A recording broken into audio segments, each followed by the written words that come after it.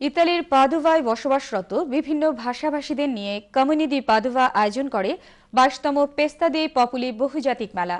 বিস্তারিত থাকছে আমাদের ইতালি প্রতিনিধি এমদাদুল হক এমদাদের রিপোর্টে। প্রতিটি জাতি চেষ্টা করে তার নিজের দেশের সংস্কৃতিকে অন্য দেশীয়দের মাঝে ছড়িয়ে দিতে।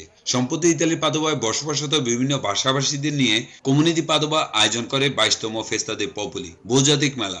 সকাল থেকে মধ্যরাত পর্যন্ত চলা এই মেলায় থাকে নাচ, গান আর বিভিন্ন জিনিসের অস্থায়ী স্টল। মেলা বিভিন্ন দেশীয়দের সাথে অংশগ্রহণ করে পাদোভায় বসবাসরত প্রবাসী বাংলাদেশিরা। এছাড়া সবুজ বাংলা অ্যাসোসিয়েশন পাদোভা মেলা অস্থায়ী খাবার স্টল স্থাপন করে। তারা জানিয়েছে কমিউনিটি কাঁদুনিকে 52 ভাষা আন্দোলন শহীদদের স্মরণে স্থায়ী শহীদ মিনারের জন্য জায়গা বরাদ্দ দিয়েছে। তাই আমরা টাকা সংগ্রহের উদ্দেশ্যে এই মেলায় অস্থায়ী খাবার স্টল স্থাপন করেছি। স্টলে যে টাকা বিক্রয় হবে সকল অর্থ শহীদ মিনার বানানোর কাজে ব্যয় করব।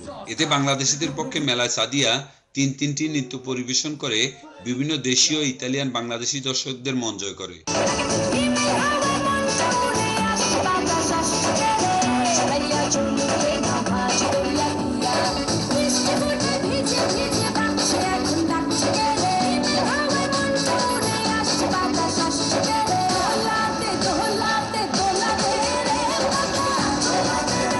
সবুজ বাংলা অ্যাসোসিয়েশনের সভাপতি সালাউদ্দিন খসরু প্রবাসী বাংলাদেশিরা মেলায় অংশগ্রহণের জন্য ধন্যবাদ জানান।